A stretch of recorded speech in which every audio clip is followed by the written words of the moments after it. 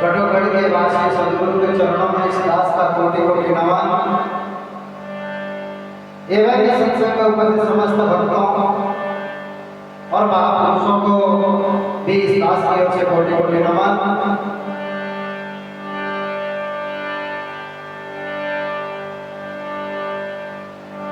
सत्संग दो शब्दों से बना है, सत और संग, यानी सत्य का संग करना सत्संग कहलाती है। अब सत्य क्या है? परमात्मा के नाम के अलावा कोई चीज सत्य नहीं है। इसलिए परमात्मा का संग करना सत्संग कहलाता है। पर उसके लिए तो हमें सबसे पहले तो गुरु महाराज के चरणों में जाना पड़ेगा। गुरु महाराज से गुरु दीक्षा लेनी पड़ेगी, तब जाके हम परमात्मा की पहचान कर सकते हैं। जिस तरह से तुलसीदास जी ने हनुमान जी का सहारा लिया था और हनुमान जी ने कहा कि अरे तुलसी, आपने मेरे प्रभु का नाम लिया है, इसलिए मैं भी मिला हूं, और अगर आप मेरे से ही मिलना चाहते तो मैं नहीं मिलता हूं।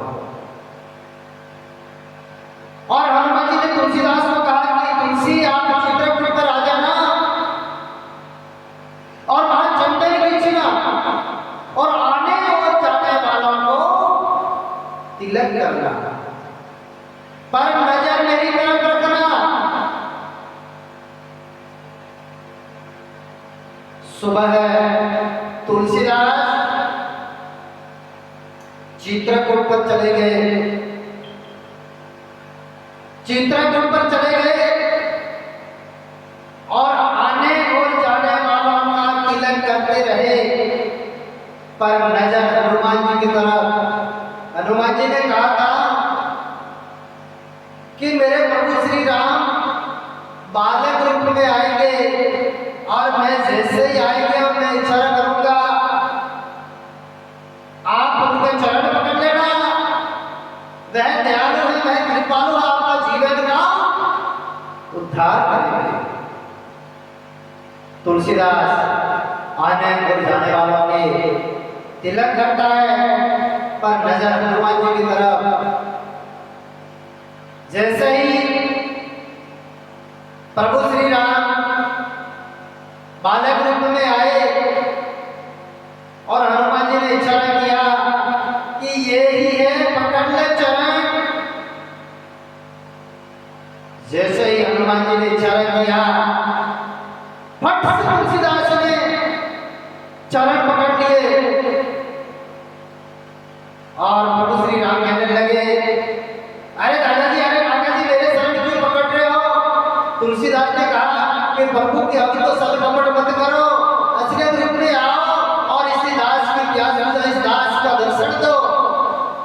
भगवान श्री राम ने असलियत रूप में आकर तुलसीदास को दर्शन दिए। इसलिए कहते हैं कि तुलसी तुलसी क्या करो, तुलसी बन की दास, महर रघुनाथ की बन गई तुलसीदास। जब किसी का सहारा लिया तब जाके भगवान के भी दर्शन हुए। इसी तरह से हमारे जीवन में गुरु का होना बहुत आवश्यक है। गुरु ही हमें भगवान के दर्शन करवा सकते हैं। इसलिए एक साथी में कहते हैं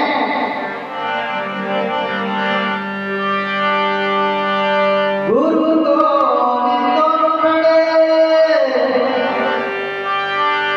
हो गई गोला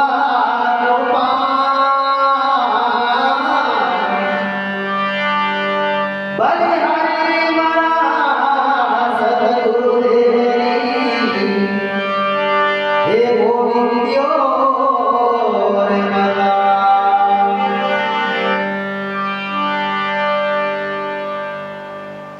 इसलिए कहते हैं कि गुरु गोविंद दोनों खड़े जिनको लागू पाए, बलिहारी गुरु आपने गोविंदियो बताए।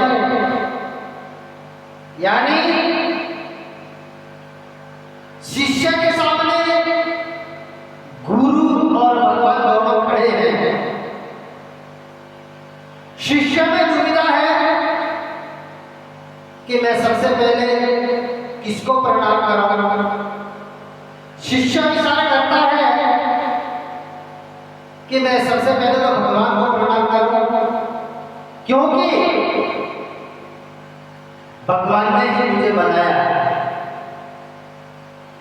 पुनः फिर से विचार करता है नहीं नहीं नहीं कि अगर मेरे जीवन में गुरु नहीं होते तो आज भगवान भी मेरे चाचा नहीं होते।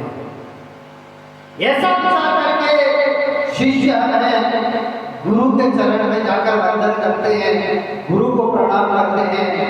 तब भगवान कहते हैं ये बेटे शिष्य कि आपने जो प्रणाम किया है वह सत्य किया है, सत्य किया है, क्योंकि आपके जीवन में गुरु नहीं होते तो आज मैं भी आपके सामने नहीं होता।